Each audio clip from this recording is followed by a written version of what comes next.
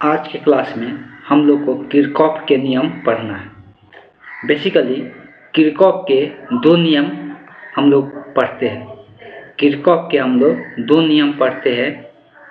पहला नियम हम लोग आज धारा के लिए पढ़ते हैं, दूसरा नियम विभवांतर के लिए पढ़ते हैं। तो किरचॉफ का हम लोग दो नियम के बारे में पढ़ेंगे। तो पहला नियम क्या बताता है? तो सबसे पहले हेडिंग डालना है किरचॉफ के नियम। तो इसमें एक नंबर में देना है पहला नियम, एक नंबर देके लिखना है पहला नियम। अब पूरा यहाँ से लेके यहाँ तक लिख लेना है। इसमें क्या लिखा है? चालकों किसी जाल में किसी बिंदु पर मिलने वाले विद्युत धाराओं का बीजगणितीय योग जो होता है वो किसके बराबर होता है? शून्य के बराबर होता है। तो कोई भी चालक के किसी जाल में अगर कोई सब एक बिंदु पर जाकर मिल रहा है तो उसमें कुल धाराओं का जो योगफल होता है वो कितने? शून्य के बराबर होता है। और इसको लिख लेना समेशन ऑफ आई बराबर क्या होता है? 0 होता है। समेशन ऑफ आई बराबर क्या हो जाता है? 0 हो जाता है। अब हम इसको एक डायग्राम से समझेंगे कि ये किस प्रकार से वर्क करता है। ध्यान में रखना है कि मान लेते हैं कि एक धारा इस तार से I1 जा रहा है और इसी यहाँ से दो धारा बाहर की ओर निकल रहा है, जिसमें इसका मान है I2 और ये है I3। और कुछ और भी धारा है जो अंदर की ओर आ रहा है। एक और तार यहाँ से जुड़ा हुआ है और इसमें धारा I4 है। और एक और धारा है जो बाहर की ओर जा रहा है जिसका मान I5 है। अब सब के सब एक ही बिंदु से या तो निकल रहा है या अंदर की तरफ आ रहा है। अब देखो होता क्या है, यहाँ पे कुल धारा का जो मान होगा इस बिंदु पर क्या हो जाता है? शून्य हो जाता है। इस बात को ध्यान में रखना है कि जितना प्लस वाला होगा, अब देखो इसमें किसको प्लस किसको माइनस लेना है। तो जितना भी अंदर की ओर धारा आ रहा है उसको प्लस मानेंगे, तो जो बाहर की तरफ धारा जा रहा है उसको हम लोग क्या मानेंगे? माइनस मानेंगे। या हम लोग ये मानते हैं कि जो बाहर की तरफ धारा जा रहा है वो अगर प्लस है तो अंदर आने वाले धारा को क्या मानना होगा? माइनस मानना होगा। तो ये हम लोग पर डिपेंड करता है कि हम किसको प्लस माने किसको माइनस माने। अगर अंदर आने वाला जो धारा है, जो बिंदु की ओर आने वाला धारा है, उसको अगर हम निगेटिव या इसको पॉजिटिव मानते हैं तो बाहर निकलने वाली धारा को हम लोग क्या मानना पड़ेगा? ये पॉजिटिव है तो इसको हम लोग निगेटिव में लेना पड़ेगा। या अंदर आने वाला को निगेटिव लेते हैं तो बाहर वाला को किस साइन के साथ लेना पड़ेगा? प्लस के साइन के साथ लेना पड़ेगा। तो ये 5 धाराएं हैं। इस डायग्राम को इसके नीचे बनाना है। अब यहाँ पर हम मान के चलते हैं कि जो धारा अंदर की ओर आ रहा है वो पॉजिटिव है और जो बाहर की ओर जा रहा है वो निगेटिव है। तो इसमें से अगर I1 का बात करेंगे तो I1 अंदर की तरफ जा रहा है इसलिए पॉजिटिव होगा, और I2 का बात करेंगे तो बाहर की तरफ निकल रहा है तो इसलिए क्या होगा? माइनस I2 होगा। I3 का बात करेंगे तो ये भी क्या है? बाहर की तरफ जा रहा है तो माइनस I3 होगा। I4 का बात करेंगे तो अंदर की तरफ आ रहा है तो ये प्लस में होगा। I5 का बात कर रहे हैं तो I5 क्या है? बाहर की तरफ जा रहा है तो माइनस में होगा। कुल धाराओं का योगफल जो होगा हमेशा किसके बराबर होगा? शून्य के बराबर होगा। तो यही किरचॉफ का पहला नियम कहता है कि किसी बिंदु पर कुल धाराओं का योग जो होता है और किसके बीजगणितीय योग जो होता है हमेशा किसके बराबर होता है? तो शून्य के बराबर होता है। तो ये किरचॉफ के क्या है? पहला नियम है। हम लोग अब इसमें दूसरा नियम को समझेंगे। इतना लिखने के बाद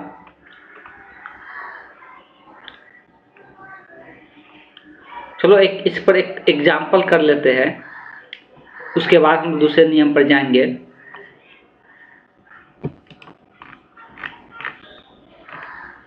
चलिए यहाँ पे एक क्वेश्चन देते हैं।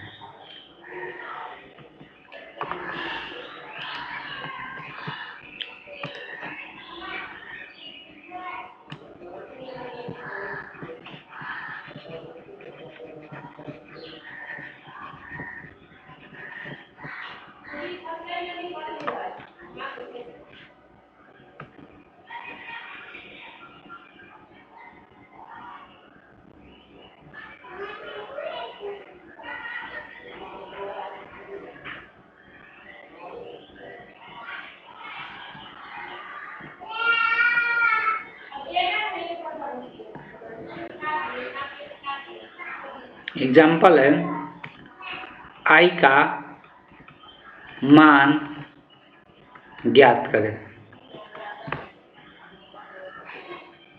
डायग्राम दिया हुआ है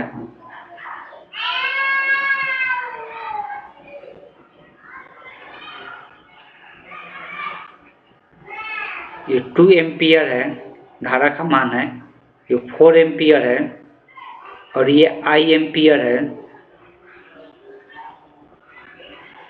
हम लोग बात कर रहे हैं ये मान लेते हैं 4 एम्पियर है और ये 7 एम्पियर है। तब हमको आई का मान ज्ञात करना है।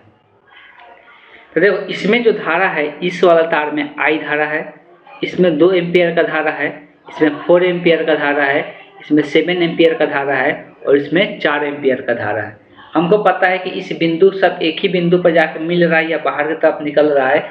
इस बिंदु पर कुल जो धारा का मान होगा वो क्या होगा, 0 के बराबर होगा। तो अगर बात करेंगे जो अंदर की तरफ आ रहा है उसको अगर प्लस में लेते हैं तो अंदर की तरफ आने वाला 3 धाराएं है, एक आई वाला, एक 2 वाला, एक 4 वाला।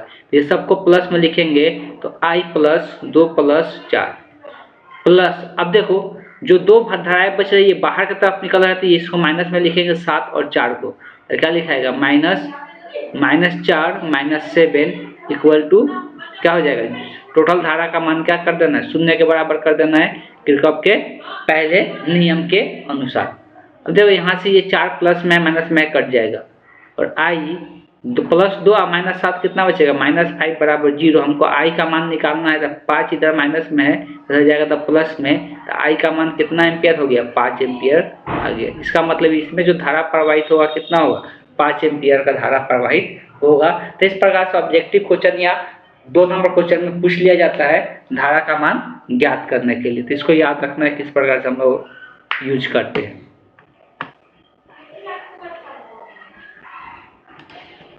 आगे जो हम लोग पढ़ना है दूसरा नियम। दूसरा नियम हम जो लिखवाएंगे उसको लिखना है, यहाँ से नहीं लिखना है, लेकिन 2 नंबर देकर हेडिंग डालना है दूसरा नियम।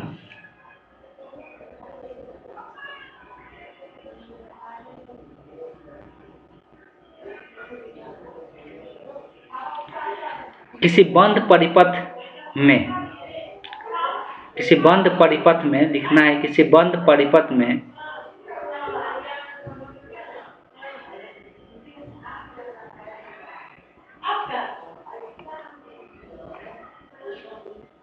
विद्युत वाहक किसी बंद परिपथ में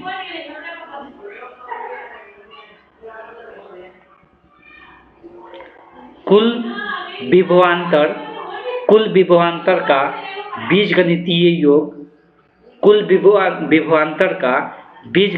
योग, किसी बंद परिपथ में कुल विभवांतर का बीजगणितीय योग शून्य होता है। बीजगणितीय योग शून्य होता है। किसी बंद परिपथ में कुल विभवांतर का बीजगणितीय योग शून्य होता है। बीजगणितीय योग शून्य होता है। नीचे दिखा देना है summation of v equal to 0। कुल जो विभवांतर का मान होता है वो किसके बराबर हो जाता है, एक बंद परिपथ के अंदर ऐसा होता है।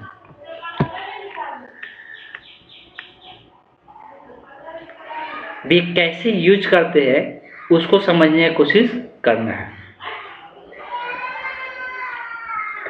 अब देखिए जैसे धारा में हम लोग क्या कर रहे थे, जो अंदर की ओर आ रहा था उसको हम पॉजिटिव या निगेटिव जो भी लेना है ले सकते थे, लेकिन उसके विपरीत वाला को उसको विपरीत साइन लेते थे।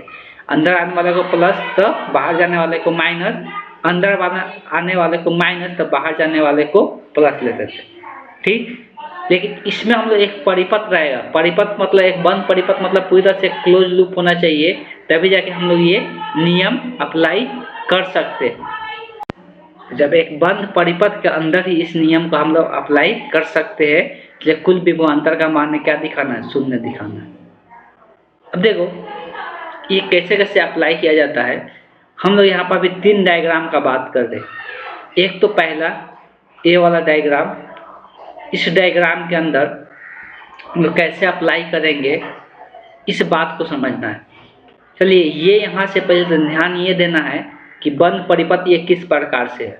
यहाँ से देख सकते हैं कि ये ऐसे एक क्या है, पूरी तरह से क्लोज लूप है, एक बंद परिपथ है, ये एक बंद परिपथ है। हम लोग विभवांतर का बात करते हैं तो यहाँ पर क्या है, तो कोई बैटरी इसके अंदर नहीं दिख रहा है, बैटरी कहीं पर बाहर होगा, लेकिन इस परिपथ में सिर्फ प्रतिरोध दिख रहा है, इस परिपथ में सिर्फ प्रतिरोध दिख रहा है और धारा का दिशा दिख रहा है। तो यहाँ दो चीज पता होना चाहिए कि इस बंद परिपथ में धारा का दिशा जरूर दिखना चाहिए। अगर हम लोग बात करेंगे तो इसके बीच का जब प्रतिरोध दिखता है, तो जब जो कोई भी प्रतिरोध दिखता है तो प्रतिरोध के बीच का एक क्या होता है, विभवांतर होता है। तो प्रतिरोध के बीच का एक विभवांतर होता है, इसके बीच का एक विभवांतर होगा, इस प्रतिरोध के बीच का भी एक विभवांतर होगा, इस प्रतिरोध के बीच का भी क्या होगा, एक विभवांतर होगा, और इस प्रतिरोध के बीच का भी एक क्या होगा, विभवांतर उत्पन्न हुआ होगा। इसका मतलब ये तीनों का विभवांतर का योग किसके बराबर करना है, शून्य के बराबर करना है। ये एक बंद परिपथ है, तीनों का विभवांतर का योग शून्य के बराबर करना है। लेकिन कौन सा विभवांतर प्लस में होगा और कौन सा विभवांतर माइनस में होगा, इस बात को समझना जरूरी है। सबसे पहले जब भी हम लोग एक परिपथ का बात करते हैं तो एक डायरेक्शन हम लोग एज्यूम करेंगे, एंटी क्लॉकवाइज या क्लॉकवाइज। तो हम यहाँ पे क्या कर रहे हैं, क्लॉकवाइज एक डायरेक्शन एज्यूम कर रहे हैं, एक क्लॉकवाइज डायरेक्शन ले लिए, ठीक है। एक क्लॉकवाइज डायरेक्शन को हम यहाँ पर डोनेट कर दिए। अब बात को ध्यान देना है, एक हम क्लॉकवाइज डायरेक्शन ले या एंटी क्लॉकवाइज डायरेक्शन में, उससे कोई मतलब नहीं बनता है, किसी भी डायरेक्शन में घूम सकते हैं, लेकिन कोई एक ही डायरेक्शन में घूमते हुए चलना है, ठीक है।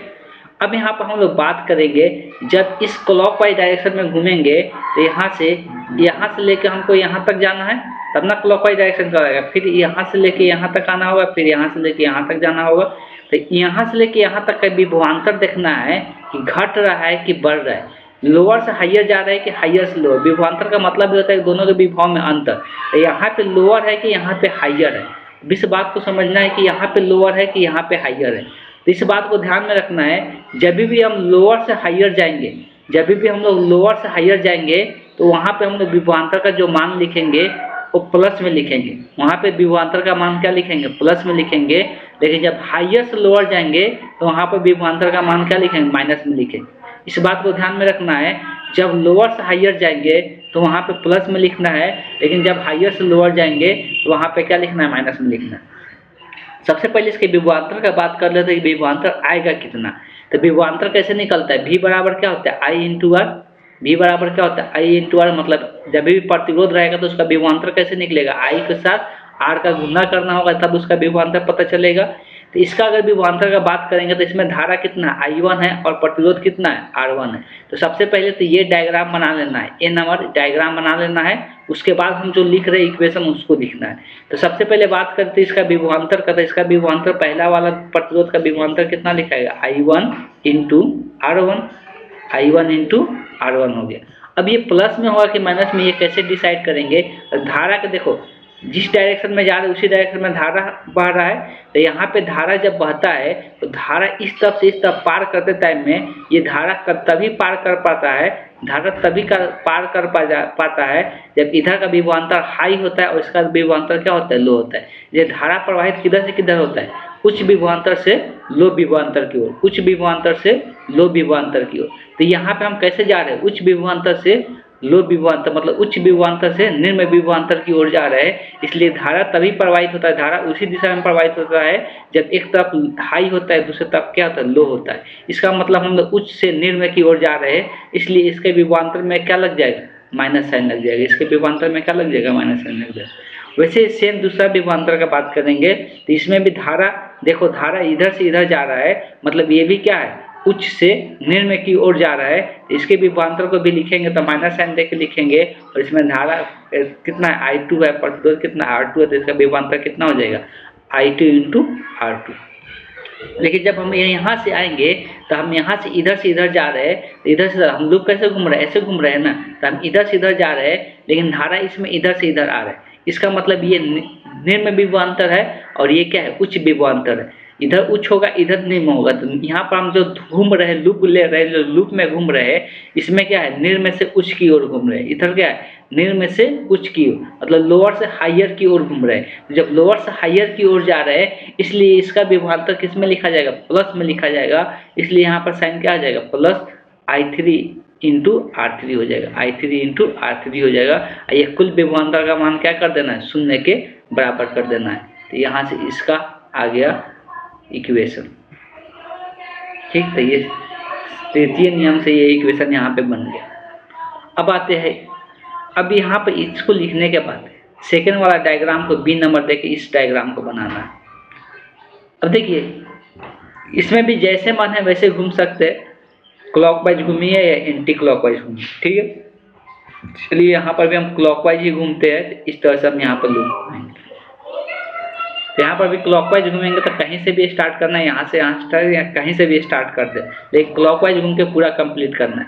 तो यहाँ पर विभवांतर का बात करेंगे, 4 गो विभवांतर आएगा, 3 गो प्रतिरोध का है, 3 गो किसका है, प्रतिरोध का है, और एक क्या है, एक बैटरी है तो उसका एक विभवांतर होगा, एक बैटरी है तो उसका एक विभवांतर होगा। तो यहाँ पर 4 प्रकार का विभवांतर दिख रहा है इस लूप के अंदर। ठीक, चलिए यहाँ से स्टार्ट करते हैं। तो यहाँ पर भी देखो धारा इसी दिशा में जा रहा है, घूम भी इसी दिशा में रहे, मतलब यहाँ पे क्या है, धारा उच्च से हमेशा किधर, निम्न की ओर जाता है, तो उच्च से निम्न की ओर जा रहा है, तो इसका विभवांतर क्या होगा, निगेटिव होगा। इसका इक्वेशन क्या लिखा है, -I1 इंटू R1 हो जाएगा, -I1 इंटू R1। अब यहाँ पर बात करके बैटरी का, तो बैटरी का साफ साफ दिख रहा है कि यहाँ पर क्या है, निर्म विभवांतर, इसलिए कि ये छोटा वाला निर्म होता है, मिनिमम होता है, और ये उच्च है। तो निर्म में से यहाँ से उच्च में जा रहे हैं, तो निर्म में से उच्च में जा रहे हैं, तो ये किस में लिखाएगा, प्लस में लिखाएगा, और इसके विभवांतर का मान कितना है, E है। इसको विद्युत वाहक बल भी हम लोग कहते थे। यहाँ पर भी बात करेंगे तो धारा यहाँ से इधर जा रहा है, धारा यहाँ से इधर जा रहा है, तो यहाँ पर भी क्या, जब धारा इधर से इधर जा रहा है तो उच्च से क्या हो रहा है, निम्न की ओर जा रहा है, तो ये माइनस में लिखाएगा, और क्या हो जाएगा, I2 इंटू R2 हो जाएगा इसका विभवांतर। यहाँ पर बात करेंगे तो देखिए घूम तो ऐसे रहे हैं, घूम ऐसे रहे हैं, तो यहाँ पर क्या होगा, यहाँ पे निम्न होगा, यहाँ पर उच्च होगा, इसलिए धारा इधर से इधर आ रहा है, तो यहाँ पर उच्च होगा, इस यहाँ पर निम्न होगा, तो यहाँ पर जो घूम रहे वो निम्न से उच्च की ओर घूम रहे हैं, तो इसके विभवांतर को किस में लिखा जाएगा, प्लस में लिखा जाएगा। इसके विभवांतर प्लस हो जाएगा, I3 इंटू R3 बराबर क्या हो जाएगा, R3 इजिकल टू 0। तो कुल विभवांतर का मान क्या हो गया, 0 हो गया। तो यहाँ से ये इक्वेशन बन के आया। ठीक है,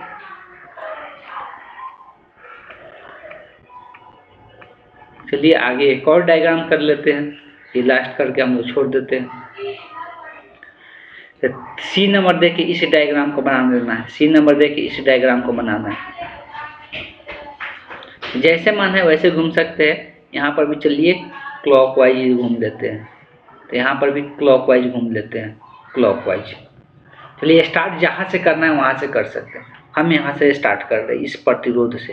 तो यहाँ पर प्रतिरोध जब इधर से इधर घूम रहे हैं क्लॉकवाइज, मतलब ऐसे घूम रहे हैं पूरा लूप में, तो यहाँ से यहाँ जा रहे हैं, तो यहाँ से यहाँ जाएंगे, तो यहाँ धारा इसी दिशा में जा रहा है, मतलब जब धारा इधर से इधर जा रहे हैं, मतलब यहाँ पर उच्च होगा, यहाँ पे क्या होगा, निम्न होगा। तो उच्च से कहाँ पे जा रहे हैं, निम्न की ओर जा रहे हैं। तो इसमें अगर हम लोग बात करेंगे, तो विभवांतर का मान क्या होगा, माइनस में होगा, तो माइनस धारा का मान कितना, I1 इंटू R1 हो जाएगा इसका विभवांतर।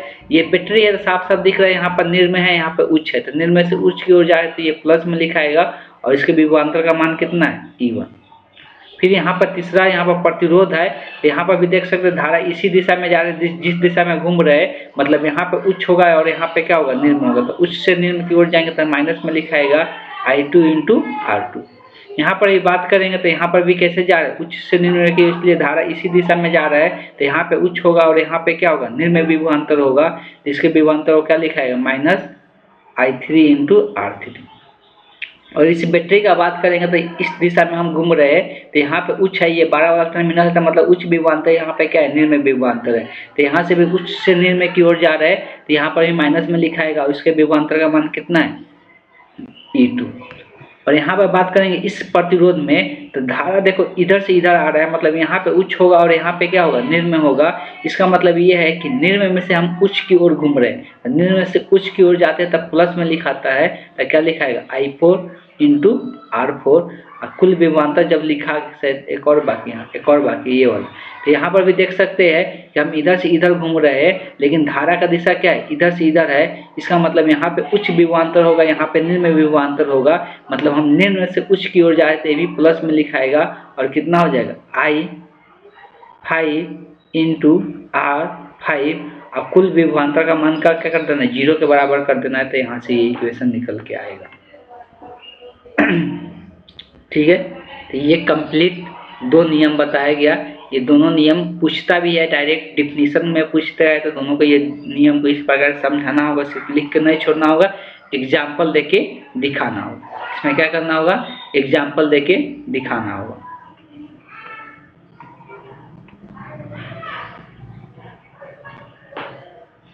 आगे एक नोट करके इसमें हम लोग लिख लेंगे, नोट में लिखेंगे। नोट में क्या लिखेंगे, तो यहाँ से लेके यहाँ तक लिख लेना है। इस बात को याद रखना है कि जो हम लोग किरचॉफ के प्रथम नियम पढ़ते हैं धारा वाला, वो किस पर आधारित होता है, तो आवेश के संरक्षण के नियम पर आधारित होता है। और जो दूसरा नियम पढ़ते हैं वो किसके संरक्षण पर आधारित होता है, तो ऊर्जा संरक्षण के नियम पर आधारित होता है। तो ऊर्जा संरक्षण के नियम पर आधारित होता है, इस बात को ध्यान में रखना है।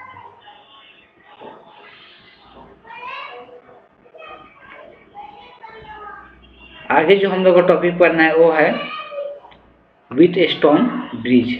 व्हीटस्टोन ब्रिज के बारे में पढ़ना है।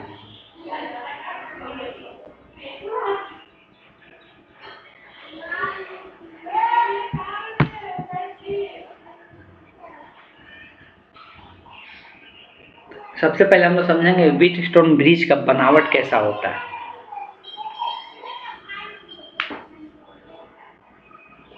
व्हीटस्टोन ब्रिज बहुत बार पूछा भी जाता है।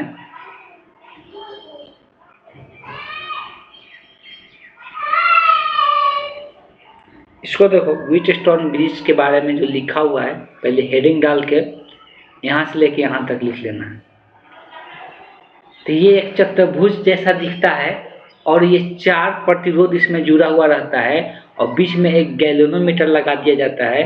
उस गैल्वेनोमीटर लगाया जाता है रीडिंग करने के लिए। ये पूरा जो सिस्टम बनता है इसी को हम लोग क्या कहते हैं, व्हीटस्टोन ब्रिज कहते हैं। इसी को हम लोग क्या कहते हैं, व्हीटस्टोन ब्रिज कहते हैं। अब हम यहाँ पे डायग्राम को यहाँ पे दिखाएंगे, डायग्राम को समझने की कोशिश हम लोग करेंगे।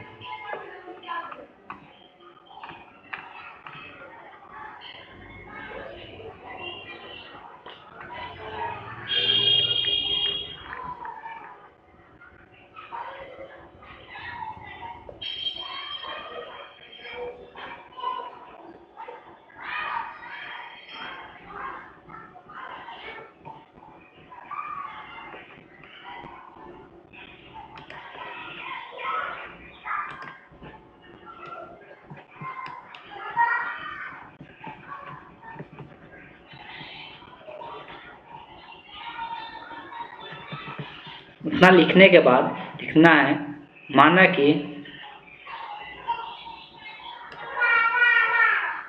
कि 4 प्रतिरोध क्रमशः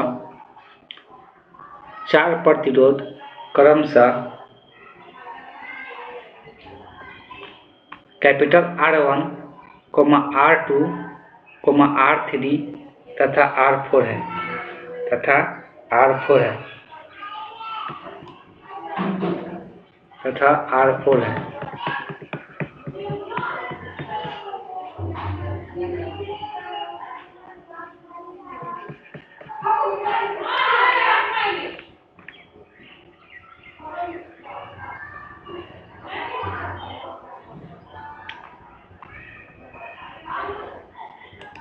हो गया। अब इसका डायग्राम कैसे बनता है उसको समझना है। इसमें 4 प्रतिरोध जुड़ा हुआ रहता है कुछ इस प्रकार से।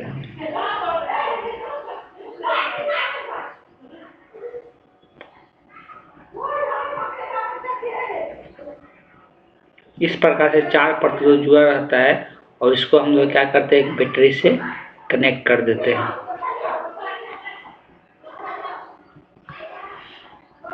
इसको हम R1 बोल रहे हैं, R2 कह रहे हैं, ये R3 है और ये R4 है। और इसके बीच में एक गैल्वेनोमीटर लगा दिया जाता है जो धारा वगैरह को मापता है। इसके बीच में से कनेक्ट कर दिया जाता है।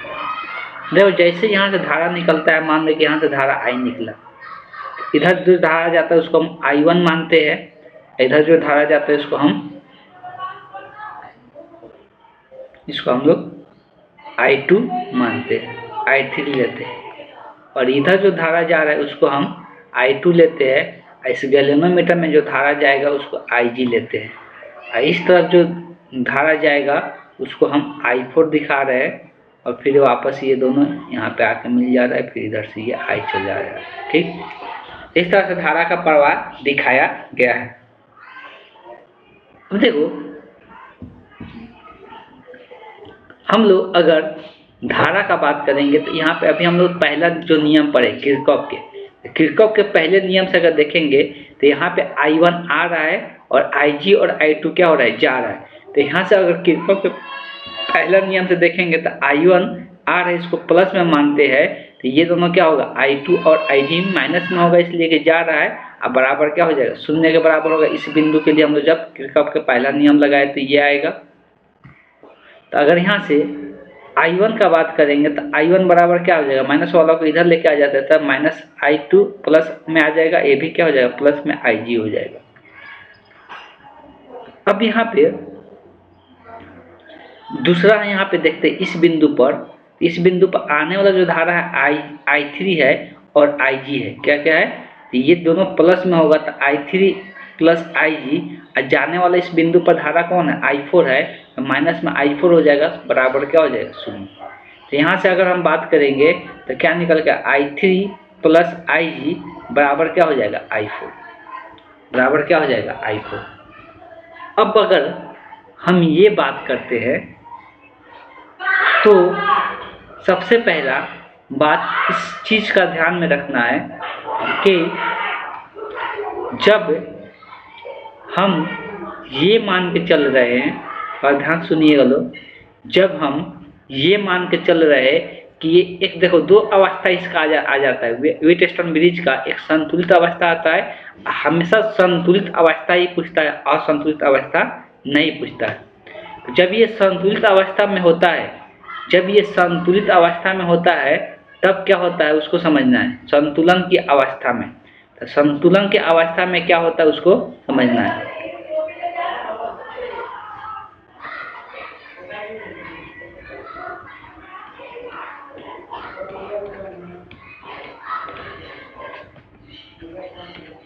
संतुलन के अवस्था में, संतुलन के अवस्था में देखा जाता है, जब ये संतुलित होता है तो इसमें जो धारा का मान होता है वो क्या होता है, शून्य होता है। तो संतुलन की अवस्था में ये देखने को मिलता है कि Ig का मान क्या हो जाता है, शून्य हो जाता है।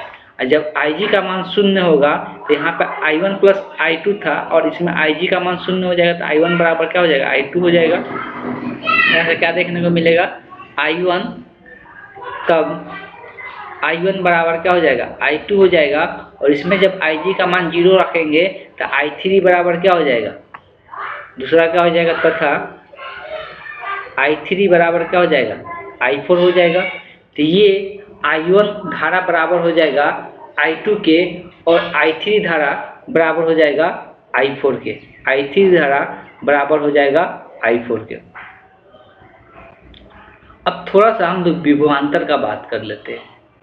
अगर हम लोग विभवांतर का बात करेंगे तो जितना विभवांतर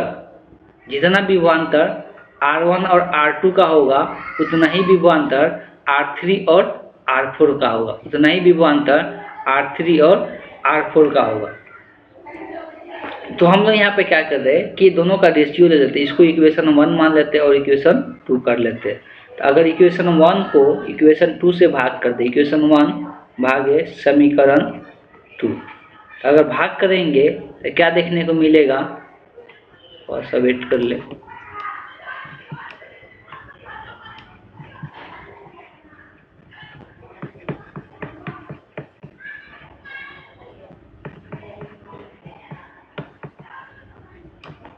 चलिए। तो जब भाग करेंगे तो क्या देखने को मिलेगा कि I1 के साथ I3 का डिवीजन होगा, तो I1 बटे क्या हो जाएगा, I3, बराबर में इधर देखेंगे तो क्या होगा, I2 बटे I4। अब इसको समीकरण 3 करके भी छोड़ देते हैं। तो संतुलन की अवस्था में हम लोग क्या लेके आएंगे उसको समझना है, वो बहुत बड़ा इंपॉर्टेंट पॉइंट है कि हम लोग क्या डेरिवेशन करके लाते हैं। अब देखो, पहले यहाँ पर 2 लूप लेते हैं, चलिए इसका नाम दे देते हैं A, B, सी और यहाँ पे डी। तो पहले ए बी सी में घूमेंगे और यहाँ पे डायरेक्शन हम यहाँ पर भी क्लॉकवाइज कर देते हैं, घूमने का डायरेक्शन। अभी हम बताएं कि अब यहाँ पर हम लोग दूसरा नियम लगाने जा रहे हैं, किस लूप में? तो ए बी सी के अंदर। तो ए बी सी के अंदर हम लोग दूसरा नियम लिखेंगे, किरचॉफ का दूसरा नियम ए बी सी में। तो ए बी सी में हम लोग किरचॉफ का दूसरा नियम हम लोग यहाँ पर लिखेंगे। तो ए बी सी में दूसरा नियम। तो अगर दूसरा नियम यहाँ पर लगाते हैं ए बी सी में, तो ध्यान देना है कौन प्लस में लिखाएगा। अब देखो अब यहाँ पे जा भी इसी दिशा में रहे, ऐसे ही घूमेंगे ना, ऐसे जा ऐसे आएंगे। तो यहाँ पे जा भी इसी दिशा में रहे हैं और धारा यहाँ पे इधर इसी दिशा में जाए। धारा हमेशा उच्च से निम्न की ओर जाता है, तो उच्च से निम्न की ओर जाएगा तो इसका विभवांतर माइनस में लिखाएगा और इसका विभवांतर का मान कितना होगा? I1 into R1। तो ये माइनस में हम लोग लिखेंगे यहाँ पे I1 इंटू R1 माइनस में। दूसरा अगर यहाँ पे देखेंगे तो यहाँ पर भी धारा सेम ही दिशा में जा रहा है, यहाँ पर भी धारा सेम ही दिशा में जा रहा है, उसका प्रतिरोध को हम RG मान लेते हैं, ठीक। और तो यहाँ पर भी उच्च से क्या होगा? निम्न की ओर जाएगा, उच्च से निम्न। ये जो गैल्वेनोमीटर लगा है इसका प्रतिरोध मान लेते हैं, किसके प्रतिरोध का मान RG है। तो यहाँ से भी उच्च से क्या हो रहा है? निम्न की ओर जा रहे हैं, तो ये भी नेगेटिव में लिखाएगा और क्या लिखाएगा? माइनस। इसमें जो धारा है वो IG है और प्रतिरोध को RG ले लिए। अब एक और बच गया इसमें ये। अब यहाँ पर जब इधर से इधर जा रहे हैं लेकिन धारा उल्टा दिशा में आ रहा है, मतलब यहाँ पे उच्च है और यहाँ पे निम्न है, लेकिन हम जा कैसे रहे? निम्न से उच्च। इसका मतलब इसका जो विभवांतर होगा वो प्लस में होगा और इसके विभवांतर का मान कितना होगा? I3 into R3। इसके विभवांतर का मान हो जाएगा I3 इंटू R3। तो I3 इंटू R3 बराबर क्या हो जाएगा? 0। अभी हम लोगों ने क्या देखा कि संतुलन की अवस्था में IG का मान 0 होता है। जब IG का मान 0 होगा तो ये पूरा क्या हो जाएगा? 0 हो जाएगा। तो minus I1 R1 into 0 into RG plus I3 into R3 बराबर 0। अगर यहाँ सिंप्लीफाई करेंगे तो अब यहाँ पर साफ साफ दिख रहा है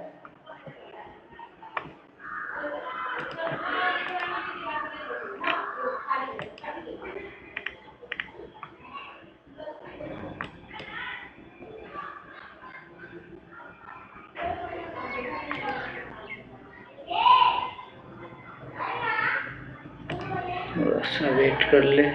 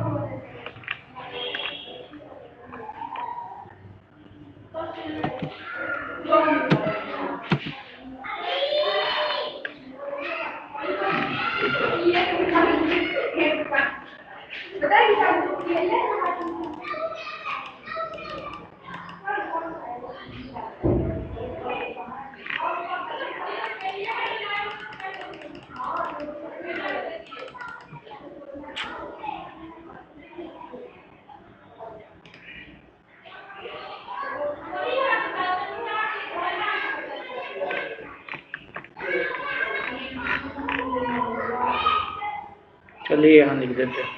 इसके बाद जो होगा, अगर यहाँ से ये मान तो 0 हो जाएगा तो क्या बचेगा? I1 R1। इसको अगर इधर प्लस पे इधर लेके जाएंगे तो माइनस में जाएगा I3 R3। माइनस से माइनस कट जाएगा। तो अगर I1 बटे I3 का मान देखते हैं किसके बराबर आ जाएगा? R1 बटे, सॉरी उल्टा लिख दिए, I1 बटे I3 का रेशियो। अगर I3 को इधर से इधर ले गए, R1 को अब इधर लेके आएंगे तो R3 बटे क्या हो जाएगा? R1 हो जाएगा। अब यहाँ से यही नियम अभी हम लोग किस में लगाए? A B C में लगाए और यही नियम को हम अब किस में लगाएंगे? तो इसी नियम को हम B C D में लगाएंगे, B C D में। तो इसी नियम को हम अब B C D में लगाएंगे और इसमें भी हम क्या करेंगे? क्लॉकवाइज में घूम जाएंगे। इसमें भी क्या करेंगे? क्लॉकवाइज डायरेक्शन में घूम जाएंगे। तो यहाँ पर डायरेक्ट पहले दिखा देते हैं कि यहाँ पे क्लॉकवाइज में घूमेंगे तो धारा के अपोजिट दिशा में घूम रहे हैं, मतलब यहाँ पे निम्न होगा, यहाँ पे उच्च होगा, तो निम्न से उच्च ये प्लस में लिखाएगा, यहाँ पर उच्च से निम्न तो ये माइनस में लिखाएगा, और यहाँ पर भी उल्टा हो रहा है तो ये प्लस में लिखाएगा, मतलब ये दोनों का विभवांतर प्लस में लिखाएगा और इसका विभवांतर किस में लिखाएगा, माइनस में लिखाएगा। तो अब यहाँ पर हम डायरेक्ट लिखने जा रहे हैं, एक I4 है, एक I2 है और एक IG है। दूसरा हम यहाँ पर लेंगे त्रिभुज BCD में।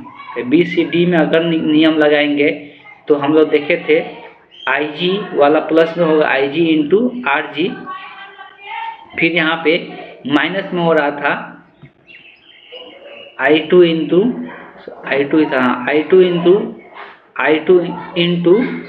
R2, और ये प्लस में हो रहा था I4 इंटू R4, और कुल विभवांतर बराबर क्या हो रहा था 0। फिर यहाँ से IG का मान जब 0 रखेंगे तो 0 into RG minus I2 into R2 plus I4 into R4 बराबर 0। ये तो 0 हो जाएगा, तो बचेगा माइनस I2 इंटू R2, और ये इधर प्लस में इधर चला जाएगा माइनस में I4 इंटू R4। अब यहाँ माइनस से माइनस कट जाएगा, रेशियो अगर चेक करेंगे तो I2 बटे I4 का रेशियो क्या आएगा, R4 बटे I2 के बराबर आएगा। अब देखिए यहाँ पे I1 बटे I3 का रेशियो आया R3 बटे R1, I2 बटे R4 का रेशियो आया R4 बटे R2। अगर यहाँ समीकरण 3 में इस रेशियो का मान रख देते हैं तो समीकरण 3 से समीकरण 3 से I1 बटे I1 बटे क्या है, I1 बटे I3 का रेशियो क्या है, R3 बटे R1, और इधर बात करेंगे तो इसका रेशियो है R4 बटे R2। अब क्या करते हैं, दोनों तरफ पलट देते हैं। जब दोनों तरफ पलटेंगे तब इसको क्या लिख सकते हैं, तो R1 बटे R3, चलिए इधर लिख देते हैं, R1 बटे R3 बराबर होगा R2 बटे R4 के अनुपात के। तो इस तरह से ये दोनों का अनुपात क्या जाता है। तो यहाँ पर ध्यान में रखना, यही रिजल्ट आता है संतुलन अवस्था के कि प्रतिरोध का अनुपात क्या होना चाहिए। तो ये देख कर हम लोग बता सकते हैं कि वीटस्टोन ब्रिज संतुलन अवस्था में है कि नहीं है। तो यहाँ पे देख सकते हैं कि जब ये अनुपात मतलब R1 बटे R3 का अनुपात बराबर हो R2 बटे R4 का, तब हम लोग इस वीटस्टोन ब्रिज को हम लोग क्या कहेंगे, संतुलन अवस्था में है। और संतुलन अवस्था के केस में इसमें कोई भी धारा प्रवाहित नहीं होता है, इसके अंदर कोई भी धारा प्रवाहित नहीं होता है। तो ये पूरा याद रखना है। और संतुलन अवस्था के कभी कभी ये प्रूफ करने के लिए भी आ जाता है, ये संतुलन अवस्था दिखाने के लिए भी आ जाता है। तो इस बात को ध्यान में रखना है कि हमको क्या निकाल के दिखाना है कि R1 बटे R3 बराबर होगा R2 बटे R4 के। तो इस बात को ध्यान में रखना है। तो ये संतुलन की अवस्था हम लोग दिखा दिए एक वीटस्टोन ब्रिज के अंदर। तो वीटस्टोन ब्रिज का डायग्राम इस प्रकार से होता है, इस बात को ध्यान में रखना है। और इसमें जब ये दोनों का अनुपात बराबर होगा, मतलब R1 बटे R3 का अनुपात बराबर होगा R2 बटे R4 का, तब इस केस में ये वीटस्टोन जो ब्रिज होगा वो क्या होगा, संतुलन अवस्था में होगा। ठीक है, तो आज के लिए हम लोग क्लास को इतना ही पर हम लोग एंड करते हैं। फिर हम लोग अगले क्लास में नेक्स्ट टॉपिक पढ़ेंगे इस चैप्टर का। ये चैप्टर थोड़ा लंबा चैप्टर है, इसलिए इस चैप्टर में थोड़ा समय लगेगा खत्म होने में। ठीक है, तो आज के लिए हम लोग इतना ही रहने देते हैं।